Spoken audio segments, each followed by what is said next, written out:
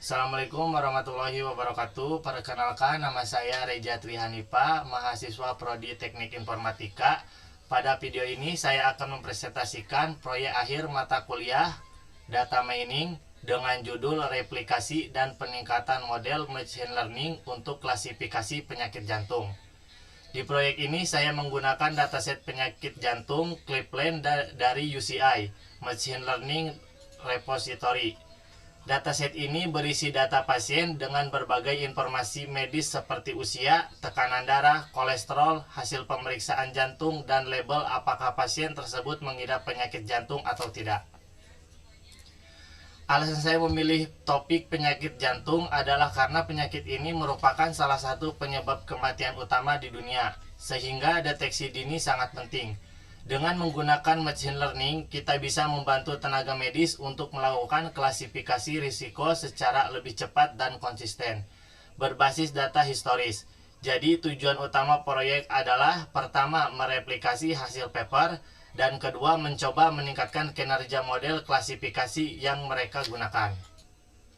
Nah, sekarang saya akan masuk ke bagian implementasi di Google Colab dan menjelaskan alur kode Python yang saya gunakan. Pertama, saya mengimpor seluruh library yang dibutuhkan, yaitu Pandas dan NumPy untuk pengolahan data. Lalu modul-modul dari scikit-learn seperti train, test, split, standar scalar, berbagai algoritma klasifikasi, serta fungsi evaluasi akurasi skor, classification report, dan star-typed scaffold untuk cross-validation. Berikutnya, saya memuat dataset dari UCI. Di sini saya membaca file proses Cleveland data dan memberi nama kolom sesuai dokumentasi UCI, seperti egg, sex, CP, trust, BPS, call, touch, allpack, ca, dan tal, dan satu kolom target. Setelah data terbaca, saya tampilkan beberapa baris pertama dan mengecek ukuran data. Hasilnya ada 303 baris dan 14 kolom, sesuai dengan karakteristik dataset Cleveland. Langkah berikutnya adalah pre-processing. Pada dataset ini, nilai hilang dipresentasikan dengan tanda tanya, terutama di kolom ca dan tal. Di kode, saya mengganti semua tanda tanya menjadi none, lalu mengkonversi semua kolom menjadi numerik. Setelah itu, saya cek jumlah nilai hilang per kolom. Terlihat bahwa hanya sa dan tal yang memiliki missing value, dan keduanya kemudian saya imputasi menggunakan median kolom masing-masing agar distribusi data tidak terganggu secara ekstrim. Setelah imputasi, saya pastikan tidak ada nilai none yang tersisa. Selanjutnya, saya membentuk label biner. Kolom target awalnya memiliki nilai 0 sampai 4, sehingga saya buat kolom baru yaitu target binary. Aturannya sederhana, jika target sama dengan 0 berarti pasien diklasifikasikan sebagai tidak sakit, dan jika lebih dari 0 berarti sakit. Distribusi kelas yang dihasilkan adalah 164 data tidak sakit dan 139 data sakit. Jadi dataset cukup seimbang untuk klasifikasi biner. Setelah itu, saya memisahkan fitur dan label. Variabel X berisi semua fitur kecuali target dan target binary, sedangkan Y berisi target binary. Untuk pembagian data, saya menggunakan fungsi train, test, split dengan proporsi 80% data latih dan 20% data uji. Menggunakan random state 42 dan star TP sama dengan Y agar komposisi kelas pada train data test tetap seimbang. Karena beberapa algoritma seperti Kinner Snakebore dan SPM sangat sensitif terhadap skala fitur, saya melakukan standarisasi menggunakan standar scalar. Scalar ini saya fit pada data latih, kemudian saya gunakan untuk mentransformasi baik data latih maupun data uji sehingga semua fitur berada pada skala yang sebanding. Setelah data siap, saya mendefinisikan 7 model baseline yang sama dengan paper. Gaussian Naive Bayes KNN dengan K sama dengan 5, Decision Tree Random Forest dengan 100 pohon, Logistic Regression dengan Solver Linear, SPM dengan Kernel RBF, dan Adabus dengan 50 estimator. Setiap model saya latih menggunakan data latih yang sudah distandarisasi, lalu saya lakukan prediksi pada data uji. Untuk evaluasi, saya hitung akurasi pada tes set dan juga menampilkan classification report yang berisi precision, recall, dan F1 score untuk kelas sakit dan tidak sakit. Selain itu, untuk gambaran performa yang lebih stabil, saya juga menjalankan 10 fold cross validation pada data latih menggunakan StarTP K-fold. Dari sana saya memperoleh rata-rata akurasi dan standar deviasi untuk masing-masing model.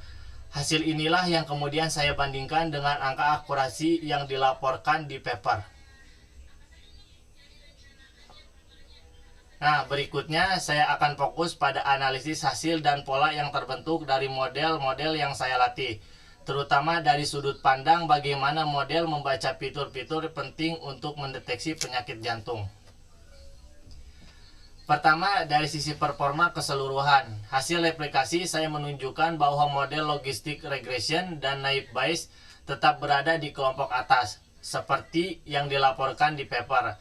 Namun dengan konfigurasi processing dan standarisasi yang saya gunakan, beberapa algoritma lain seperti random forest, KNN, dan AdaBoost justru mampu mencapai akurasi test set yang lebih tinggi, sekitar 88%. Ini menunjukkan bahwa penyesuaian kecil pada pipeline, terutama standarisasi dan pemilihan parameter dasar, bisa memberikan peningkatan kinerja yang cukup signifikan. Yang lebih menarik adalah ketika kita melihat bagaimana model, khususnya model berbasis pohon seperti random forest, mengenali pola dari fitur-fitur yang ada. Pada dataset Cleveland, beberapa fitur yang sangat berpengaruh menurut literatur kardiologi adalah tipe nyeri data atau CP, jumlah pembuluh darah yang terlihat, kondisi talasemia, depresi segmen ST, dan detak jantung maksimum yang tercapai. Secara intuitif, fitur-fitur ini memang berkaitan langsung dengan fungsi dan suplai darah ke jantung. Kalau kita bayangkan cara kerja random forest, model ini membangun sekumpulan pohon keputusan yang masing-masing membuat aturan-aturan sederhana berbasis batas nilai fitur. Misalnya, salah satu pohon bisa saja membentuk aturan seperti ini. Jika tipe nyeri dada menunjukkan pola yang khas sakit jantung, jumlah pembuluh darah yang terdeteksi lebih dari 1, dan nilai OLPEC cukup tinggi, maka probabilitas pasien diklasifikasikan sebagai sakit jantung menjadi sangat besar. Atau aturan lain bisa berbentuk jika tipe nyeri dada relatif ringan bernilai 0, artinya tidak terlihat penyempitan pembuluh besar, dan TLAC atau detak jantung maksimum yang tercapai saat aktivitas fisik masih tinggi, maka pasien cenderung diklasifikasikan sebagai tidak sakit. Pohon-pohon seperti ini kemudian digabungkan dalam random forest. Setiap pohon memberikan suara berdasarkan aturan-aturan yang ia pelajari, dan hasil akhir adalah kombinasi mayoritas dari semua pohon. Polanya menjadi semacam klaster logis di ruang fitur. Kelompok pasien dengan kombinasi nyeri dada berat, pembuluh darah banyak yang terpengaruh, depresi ST tinggi akan cenderung berkumpul dalam klaster beresiko tinggi, sedangkan yang memiliki nyeri dada ringan, pembuluh darah normal, hasil tes elektrodiografi normal akan berada di klaster risiko rendah.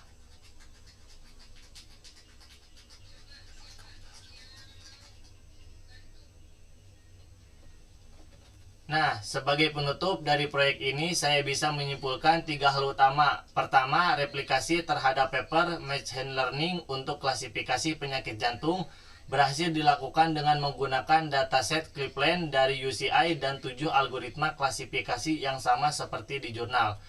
Hasil akurasi yang saya peroleh berada pada kisaran yang sangat dekat dengan laporan asli, sehingga pipeline yang dibangun dapat dianggap valid. Kedua, dengan sedikit penyesuaian pada pra-pemrosesan dan konfigurasi model, terutama penggunaan standarisasi fitur dan pemilihan parameter dasar yang wajar, beberapa algoritma seperti random forest, KNN, dan AdaBoost mampu menunjukkan peningkatan akurasi dibandingkan akurasi yang dilaporkan di paper. Ketiga, analisis pada pola dan fitur menunjukkan bahwa model benar-benar memanfaatkan informasi medis yang relevan. seperti tipe nyeri dada, jumlah pembuluh darah yang terpengaruh, kondisi thalassemia, dan indikator elektrokardiografi. Untuk memisahkan pasien beresiko tinggi dan rendah, hal ini memperlihatkan bahwa machine learning tidak hanya memberikan angka akurasi, tetapi juga bisa selaras dengan pengetahuan klinis yang sudah ada, sehingga layak dipertimbangkan sebagai sistem pendukung keputusan di bidang kesehatan. Demikian presentasi video saya mengenai klasifikasi penyakit jantung menggunakan machine learning. Terima kasih atas perhatian Bapak Ibu dosen dan teman-teman semuanya. Wassalamualaikum warahmatullahi wabarakatuh.